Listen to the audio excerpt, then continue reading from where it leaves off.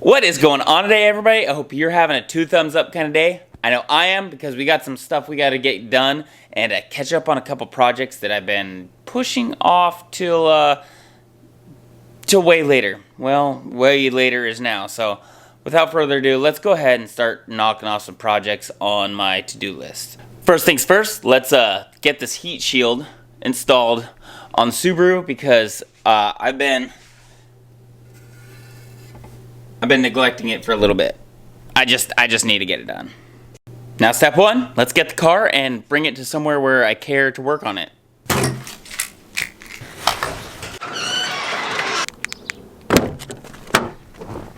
Please start.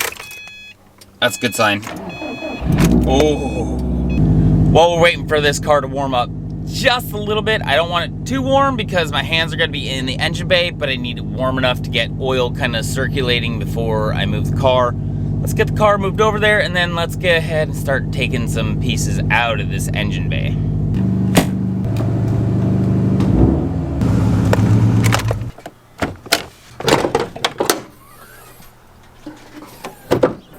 Yeah! Okay. Turbo heat shield located right underneath the intercooler. I have the stock intercooler. If you have a front mount, it'd be way easier, but stock intercooler, we're gonna have to take this guy off. So we gotta take the 2 bolts out of the side, and then we gotta undo the hose clamp for the throttle body, and then the hose clamp for the turbo. Turbo one is easier said than done, but it is doable. After that, everything pulls out. Oh, and our hoses. Our hoses for our oil bypass, PRV, balance system. After that, we'll go ahead and take the intercooler off, and then that will expose our turbo heat shield. 2 12mm bolts. 1, 2, and then a couple hose clamps. We'll start with this one right here. You probably don't have a hose clamp on this one, but there's one right here. Oh, I forgot we need to take our blow-off system off as well. Now, it's not hyper necessary, but I like to undo both. It A, gives us a little bit of flex, and B, whichever one's least stuck will come off the easiest. So undo both of the hose clamps. We'll also undo the hose clamp down here.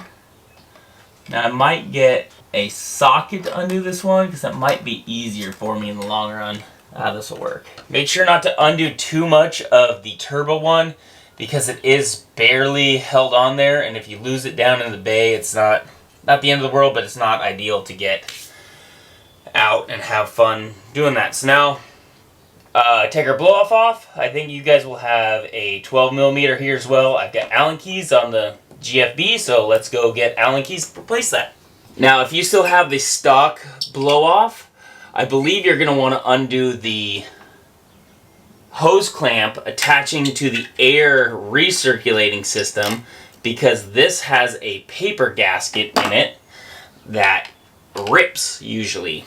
Now, the aftermarket GFB one, it has an O-ring behind it, so a O-ring seals versus a paper gasket sealing. The O-ring won't rip, the paper gasket, I believe, usually rips. Now that's off, we can pull our blow-off away from it, and then remove our radiator. I'm going to push it out and diagonal to get it off of both of the hoses. So this one started, this one's also started. So now we'll lift it up and out of the way. And this is where your stock heat shield would be if you had a stock heat shield. So here's the turbo, hot-sided turbo. Now this usually has your stock heat shield on it. My heat shield broke on me a while ago, and I couldn't get one ordered in time to replace it, so I had to run without it. I've had the other one now for way too long. It's time to place it on. But you've got 10mm bolts, 1, 2, and 3 that will hold it on. I believe that's it. Yeah, the 3 that holds it on, and then just take it off. You won't have catch cans over here in your way, but it'll just pop right out. Probably I'm going to have to remove my catch cans to install this. I also really need to paint those things, because it's getting bad. Anyways, more projects, yay! Heat shield, let's put a new one on. On the heat shields, I also forgot on the very, very bottom, there is a bolt that's 10 millimeter or Phillips head. Just go with the 10. Your Phillips is just going to strip and be really rough on any exhaust because that exhaust has probably rusted the bolts out. Now, got a new Grimmspeed. Yes, Grimmspeed heat shield. I've gone ahead and I've already installed the thermal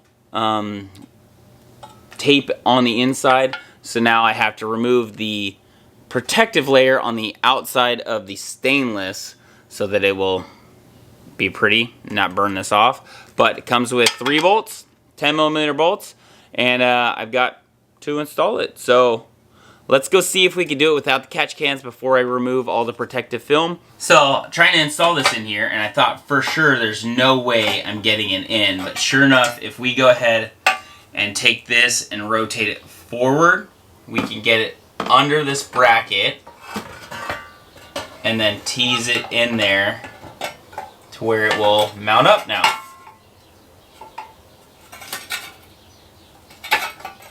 Yes, and everything fits. It definitely fits underneath the heat shield. So let's go ahead and remove all the protective film from this. Let's see how many scratches we can get. Oh, that's satisfying. Not bad looking. Now I went ahead and threw on some gloves because I don't want to get fingerprints all over this and then have the exhaust burn fingerprints into it just in case. So let's go ahead, install this now on that little guy. That's not ideal. I just dropped the bolt and I didn't hear it hit the floor. Well, the install super easy, but I wasn't prepared for the can of worms that now I've got open up. And luckily for you guys, you won't have to deal with this because you probably won't have catch cans in the same spot that I do. But now my catch cans are severely in the way, like a whole inch in the way. So it's either modify the brand new thing, heat shield, remove the heat shield, fix the catch cans, remove the catch cans, build a new bracket for the catch cans. Also, I haven't been running bolts in those for a while. Definitely rusted. Chase your threads out before you even get to putting that thing in because that was a pain. So chase your threads out, get an old bolt. Hopefully if you have an old bolt, get that in, chase it in and out a couple times, rework the threads. That way it just bolts in easy. But now, my 10-minute job never fails to turn into a 2-hour job. So here we go. I think we're modifying a bracket to make this work because it's definitely not working the way it is. That new heat shield does look good in there, but it's definitely not going to work with where this wants to live. This wants to go down on my old bracket, which I should just make a new one and put it down further. I don't know. I have to make a new bracket. I need a new bracket made, and we're gonna have to lower everything down just a little bit. Awesome. New brackets made, put in there, test fitted. It's definitely wobblier, but it'll be fine. I think it's not rubbing on anything. I definitely do need to make a support bracket for it, but that's not today's problem. That's later Jake's problem. Heat shield installed, plenty of clearance. I can fit my hand down in there. Now let's go ahead and put that beast back on there. Those are never fun to do, and we definitely need to clean the oil out to make it stay on there, because if you don't, they like to pop off. So let's clean the oil off of this, clean the oil off of those, clean the oil off of this, and install this top mount back on here. Got both the inside rubbers all cleaned up. Now this is going to make it install a little bit harder because it's not going to want to slide over as easy. But another huge thing is make sure that the hose clamp is on this little T bracket right here, because if it's not, your hose clamp will just spin around and you won't be able to tighten it on anything. This kind of holds it in place. This reminds me why I wanted to wait, because I needed to get another boot for this to fix this badness that I've got going on. Didn't get one, so we're gonna again push that off to later Jake's problem. But right now we're gonna install it so we can get back to running. Now if you've ever installed a top mount before, the removal is very, very easy. The install is usually where all the bad words come from. So take your time, You can get it. Come in a little sideways. We'll get underneath. Oh, my oil catch can's still in the way. Now I've got hoses in the way. Gotta love modifying stuff.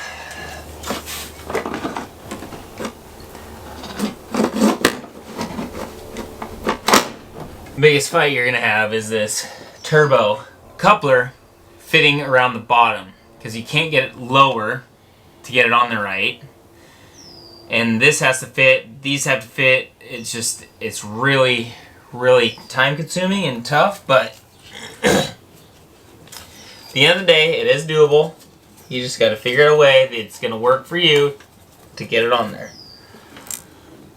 Now, what happens is that silicone on the bottom, it can't come over, so it just folds. And then you're fighting trying to fold it on, and you can tell it's just, maybe I'll show you, it's just not going on because it's folded over. So you got to unfold it somehow. So if you can see, that shiny bit right there is the turbo that's not set on there. A lot of guys won't tighten this on, and then they have boost leaks. Tell this don't want to sit right. Nothing wants to sit quite right to get on there. So it just takes a little bit of wiggling. You can kind of tell that this bottom corner of a circle is folded over, and that's what's causing me to not be able to get it on there. So I need to force this down, try to get that unfolded, but that's the current battle. So that's a really good visual of what's happening on the bottom that you're fighting. That coupler can't quite get over right, because they're made to be pretty close tolerances. So you're fighting the coupler on the bottom, prying it, like trying to get it out. I would highly recommend not using a screwdriver, because if you poke through that, you're going to have a boost leak and you're going to have a bad time. You got to try to get it on there as best you can. I've gone ahead and moved my hose clamp over so it makes it easier to see. But now I've got the bottom pretty well on there. I just need to rotate this side around to get that set on there right.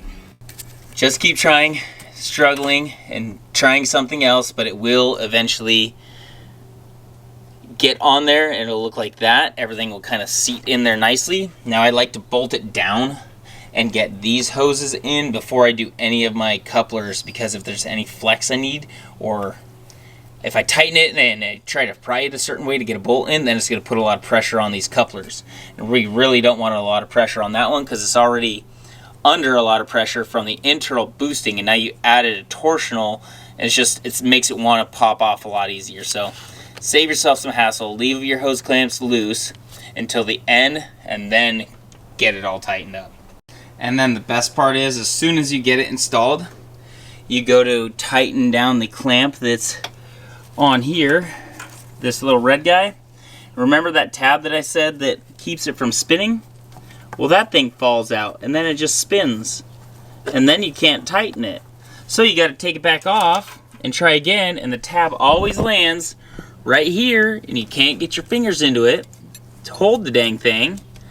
Can't get it out to grab it. But yeah, if this little tab guy falls out, you're gonna be not having fun, because this pushes on the back of the clamp, making sure that it doesn't rotate enough, and gives you pressure so you can actually tighten it. So you get the opportunity to remove the top mount and try again.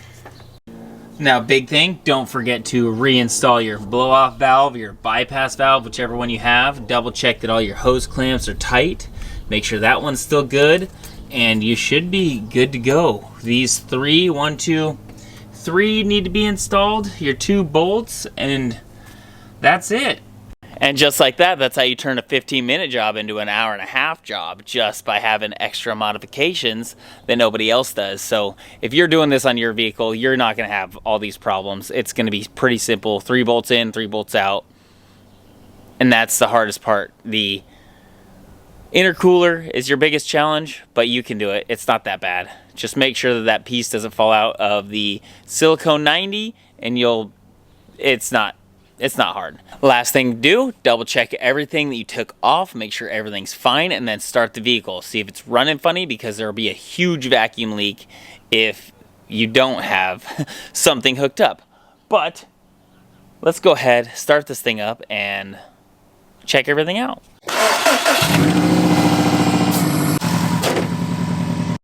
Well, that's it. The install done. Something I kind of been dreading for a while, and I remembered why I was dreading it. I do need to order a new 90 coming off my intercooler, but that's another problem for another day. For right now, that's the install. Shouldn't be too bad on your guys' vehicles. Take this as a learning lesson.